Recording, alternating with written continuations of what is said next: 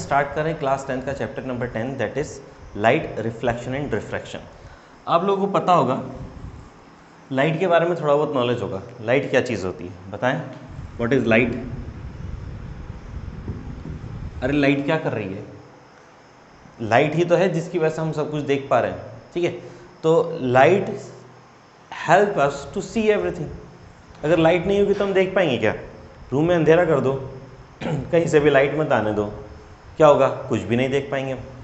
रात में अगर सारी लाइट चली जाए, मून की लाइट भी ना हो, जो हमारी आर्टिफिशियल लाइट्स वगैरह जो हमने बना रखी वो भी ना हो, क्या कर पाएंगे? कुछ भी नहीं देख पाएंगे फिर तो, ठीक है। तो लाइट ही वो चीज़ है जिसकी वजह से हम देख सकते हैं। तो लाइट है क्या एक्चुअली में? Light is a form of energy. Light क्या है? एक एनर्जी का फॉर्म है। तो आप चाहें तो नोट कर सकते हैं, light is a form of energy. Light is a form of energy, is a form of energy due to which we can see everything। जो कुछ भी हम उसी की वजह से देख सकते हैं। यूँ तो लाइट से रिलेटेड बहुत सारी फिनोमिनन है। जैसे आप 12th क्लास में पढ़ेंगे तो लाइट से रिलेटेड कुछ बहुत सारी फिनोमिना आपको पढ़ने को मिलेगा। लाइट का रिफ्लेक्शन, रिफ्रैक्शन तो आप बचपन में पढ़ चुके होंगे। उसके बाद है इंटरफेरेंस, पोलराइजेशन, रिफ्रैक्शन, डिफ्रैक्शन और भी है और बहुत सारी फोटो इलेक्ट्रिक इफेक्ट है, और भी बहुत सारी चीज़ें हैं लाइट से रिलेटेड। हमें अभी क्या पढ़ना है? दो चीज़ें, that is reflection and refraction.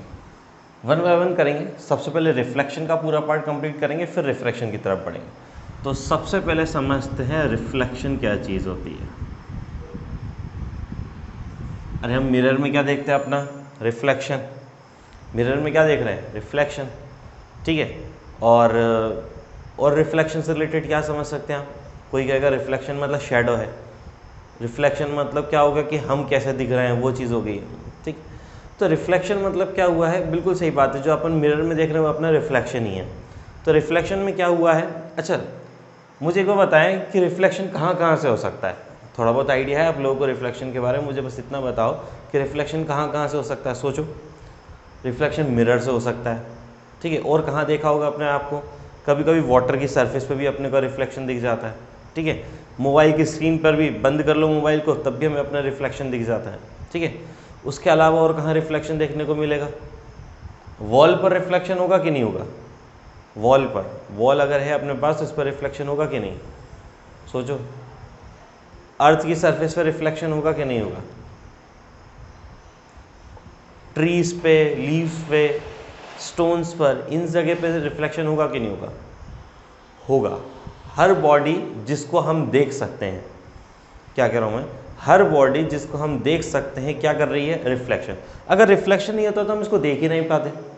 जैसे कि लाइट इसके ऊपर आ रही है, ठीक है। अब लाइट टकरा के मेरी आंखों तक पहुंची तभी तो मैं इसे देख पाया, नहीं तो कहाँ से देख पाते? हवा है, हवा को देख पाते हैं क्या? क्यों नहीं देख पाते हैं? क्यों नहीं देख पाते हैं? क्योंकि लाइट आई, इससे टकराई नहीं, इसके तो ट्रांसफ़र होकर चली गई। जब लाइट किसी मीडियम से ट्रांसफ़र होकर चली जाती तब उसे हम नहीं देख पाते। अगर रिफ्लेक्शन हुआ है लाइट का तभी हम उसे ऑब्जेक्ट को देख पाएंगे। जैसे कि आप यहाँ पर बोर्ड देख पा रहे हैं, क्यों? क्योंकि लाइट आई, बोर्ड से टकराई और कैमरे तक पहुँची, कैमरे से आंखों तक पहुँच गई, इसलिए क्या दिख गया? है बोर्ड दिख गया। कोई भी चीज़ अगर दिख रही है तो क्यों दिख रही है? क्योंकि लाइट उससे रिफ्लेक्ट होकर आ रही है। तुम क्या मैं भी लाइट को रिफ्लेक्शन, मैं भी, मुझसे भी लाइट का रिफ्लेक्शन हो रहा है? बिल्कुल हो रहा है। आप सबसे हो रहा है? बिल्कुल हो रहा है। इस दुनिया में जो भी चीज़ हमें विजिबल है सबसे लाइट का क्या हो रहा है? रिफ्लेक्शन हो रहा है। तो फिर मिरर ने ऐसा क्या खास काम किया वो हम आगे समझेंगे। तो अभी तो रिफ्लेक्शन समझते हैं। रिफ्लेक्शन मतलब क्या हुआ? The bouncing back of light from surface is called reflection, is called reflection। ये हमने एक सरफेस बनाई, कौन सी सरफेस होगी ये? Reflecting surface. क्यों? किसका काम कर रही है? रिफ्लेक्शन का काम कर रही है। तो हमने क्या कर दिया? इस पर पॉलिश कर दिया, ये तरीका होता है क्या दिखाने का कि भाई ये सरफेस पे क्या हो चुकी है, पॉलिशिंग हो चुकी है। पॉलिश क्यों कर दी हमने, ताकि रिफ्लेक्शन अच्छे से हो।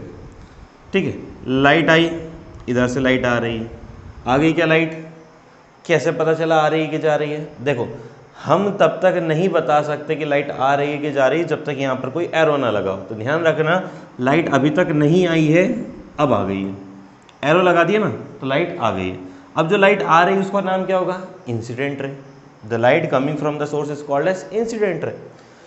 और जिस पॉइंट पर यहाँ पे सरफेस पे टकरा रही, यहाँ पर हमें बनाना होगा नॉर्मल। तो हमने क्या बना दिया, थोड़ा सा उधर बन देगा, थोड़ा सा साइड में,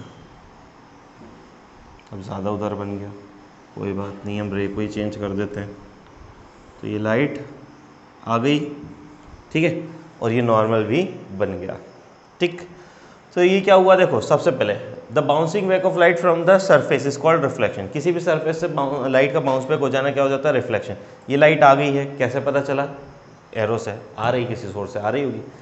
ये नॉर्मल बना है। नॉर्मल क्या चीज़ होती है, सरफेस के परपेंडिकुलर, कोई सी भी सरफेस के किसी भी पर्टिकुलर पॉइंट पे परपेंडिकुलर। यहाँ पे परपेंडिकुलर बनाना ऐसे बन जाएगा, यहाँ पे परपेंडिकुलर बनाना ऐसे बन जाएगा।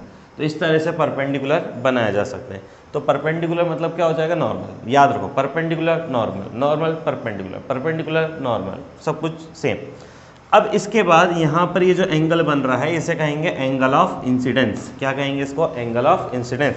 तो एंगल ऑफ इंसिडेंस किस किस के बीच में बन रहा है, इसके और इसके बीच में। तो ये क्या है और ये क्या है, इसका नाम अभी बताया था मैंने, इंसिडेंट रे। इसका नाम क्या होगा, इंसिडेंट रे। ये क्या होगा, नॉर्मल। तो angle between incident ray and the normal is called angle of incidence. अभी तक देखो मैं 3 चीज़ें बता चुका हूँ। सबसे पहली तो बात क्या थी, incident ray, the light coming from the source, कहाँ से आ रही होगी, किसी सोर्स से आ रही होगी। The light coming from the source is called incident ray. Normal, the perpendicular to the surface is called normal, the perpendicular to the surface is called normal. 2 definition हो गई। तीसरी, the angle between incident ray and normal, the angle between incident ray and normal is called angle of incidence, it is represented by I. ये 3 definition हो गई। अब क्या होगा कि लाइट आई है तो टकरा कर जाएगी, यही तो पढ़ा था हमने अभी तक, लाइट आई है तो टकरा कर जाएगी। ठीक है, तो the light which reflect back from the reflecting surface is called reflected रे, या फिर the light which bounce back into the same medium after reflection. ये ज़्यादा अप्रोप्रिएट डेफिनेशन लगती है। The light which bounce back into the same medium, same medium में आ रहा है। यहाँ एयर था, ये पूरा एयर ही है, सेम ही मीडियम में हो रहा है। ऐसा क्यों कह रहे हैं, रिफ्रैक्शन की वजह से। रिफ्रैक्शन में कुछ ऐसा होता है जिसमें लाइट एक मीडियम से दूसरे मीडियम में जाती है, तो उसमें स्पेसिफाई करना होता है। तो हमने यहाँ पर भी स्पेसिफाई किया, the light which bounce back into the same medium, same medium ही चली जाती है, किसके बाद, रिफ्लेक्शन के बाद, इज कॉल्ड रिफ्लेक्टेड रे। ये रिफ्लेक्टेड रे हो गई है।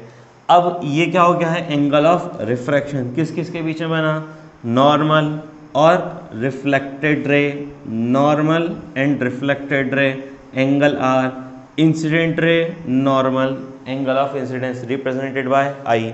तो इस तरह से हमने कुछ टर्मिनोलॉजी समझी। तो एक एक करके मैं टर्मिनोलॉजीज के नाम लिख देता हूँ। इंसिडेंट रे,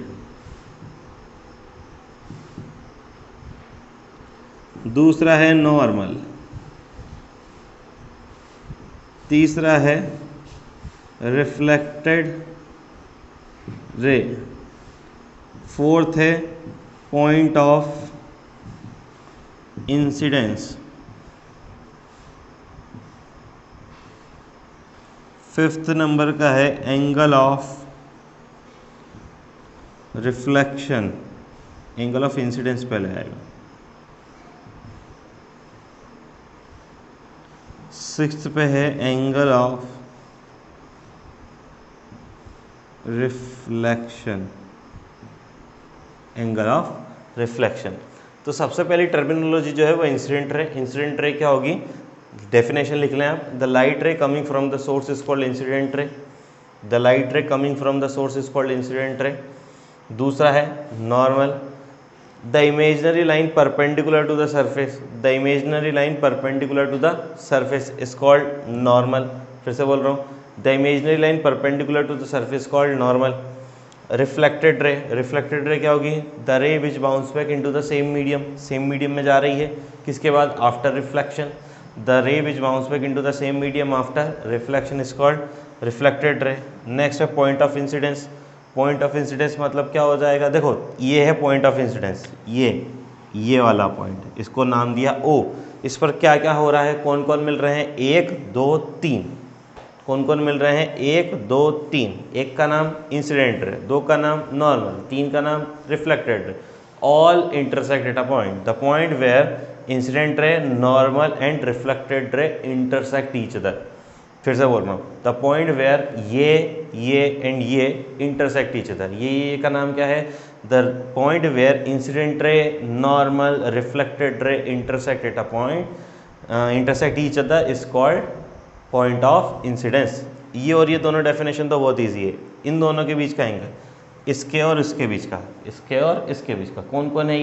ये है इंसिडेंट रे, ये कौन है? नॉर्मल। दोनों के बीच के एंगल को angle of incidence, the angle between incident ray and normal, the angle between incident ray and normal is called angle of incidence. फिर उसके बाद ये एंड ये, द एंगल बिटवीन क्या है? नॉर्मल एंड रिफ्लेक्टेड रे, the angle between normal and reflected रे is called angle of reflection. इस तरह से हमने बेसिक चीज़ें समझी इसके बारे में। नेक्स्ट है लॉज ऑफ रिफ्लेक्शन। लॉ पढ़ना है, नियम कानून कायदे पढ़ने हैं इसके। अगर आपको रिफ्लेक्शन करना है तो इसके नियम कानून कायदे सीखने पड़ेंगे।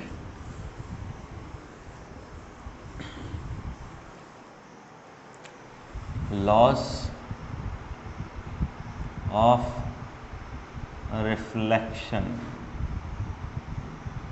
लॉज ऑफ रिफ्लेक्शन क्या कह रहा है? लॉज ऑफ रिफ्लेक्शन देखो, सबसे पहला तो ये कह रहा है the angle of incidence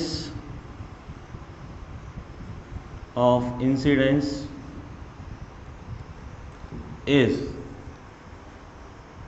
always equal to angle of reflection. First लो तो ये है, the angle of incidence is always equal to angle of reflection.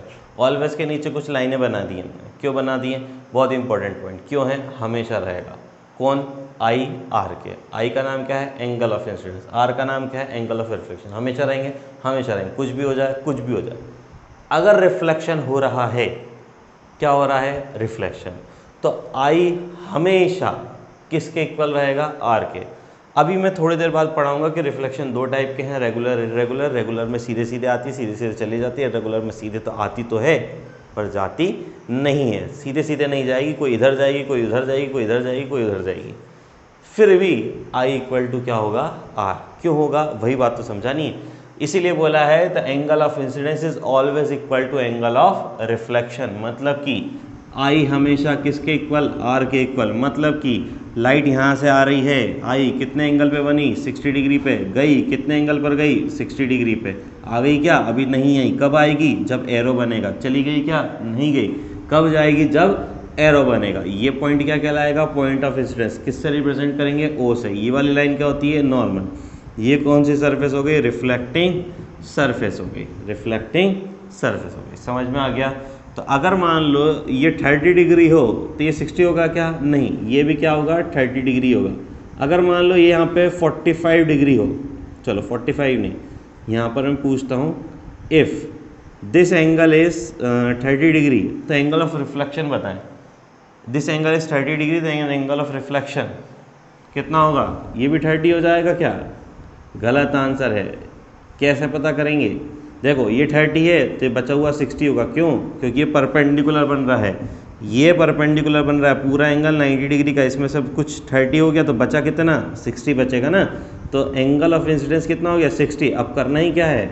जितना आई उतना आर। अगर मान लो लाइट सरफेस के परपेंडिकुलरली आ रही है, ऐसे ही लाइट आ रही है, तो जाएगी कैसे? ऐसे ही चली जाएगी। क्यों? इस केस में आई इक्वल टू क्या हो गया? 0। क्यों हुआ 0? Angle is always measured from the normal. Angle is always measured from the normal. Normal की डायरेक्शन में ही लाइट आ रही है तो एंगल ऑफ इंसिडेंस 0। तो एंगल ऑफ रिफ्लेक्शन भी 0, क्योंकि आई तो हमेशा किसके इक्वल है, आर के, या आर हमेशा किसके इक्वल है, आर के, सॉरी आई के। तो इस तरह से आई आर के इक्वल, आर आई के इक्वल, ठीक है। तो angle of incidence is always equal to angle of reflection. Next, बहुत ही फर्जी सा रूल है, हाँ भी बोल दिया गया है। तो दूसरा रूल क्या है, द इंसिडेंट रे फिर नॉर्मल फिर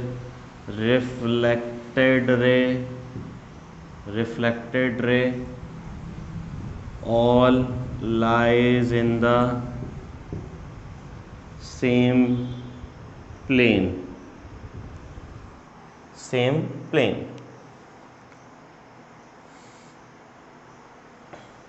प्लेन मतलब क्या हुआ, देखो मैं अगर एक बॉल को इधर से फेंकूंगा, फ्लैट सरफेस है, सरफेस फ्लैट है, ध्यान रखना, नहीं तो अभी क्वेश्चन आएंगे सर ऐसी हो वैसी इधर चल जाएगी, अभी नहीं, सरफेस फ्लैट है, मैंने एक बॉल को इधर से फेंका, क्या होगा, सरफेस पे जाएगी, टकराएगी, टप्पा खा के वापस चली जाएगी। अरे यार ऐसा ही तो होगा ना, ये सरफेस है, लाइट बॉल आई, आ गई क्या, अब आ गई, यहाँ से टकराएगी, ऐसे ही चली जाएगी, ठीक है, ये अपना नॉर्मल बन गया।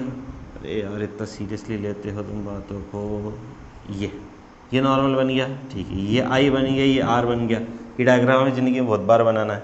अब देखो क्या हुआ कि ऐसा तो होगा क्या, बॉल को मैंने सीधे सीधे फेंका, ऐसे ही हूँ सीधे सीधे फेंका, वो टकरा गई और यूँ चली जाए, नहीं होगा ना यार, ऐसे आएगी टकरा के ऐसे ही तो जाएगी, ऐसे आएगी टकरा के ऐसे ही तो जाएगी। तो इस सीधी एक सरफेस बनाई जा सकती है, इनको मिलाकर क्या बनाई जा सकती है, एक सरफेस। सरफेस में क्या क्या होगा, इंसिडेंट रे होगा, नॉर्मल एंड रिफ्लेक्टेड रे, तीनों इसी सरफेस में होंगी।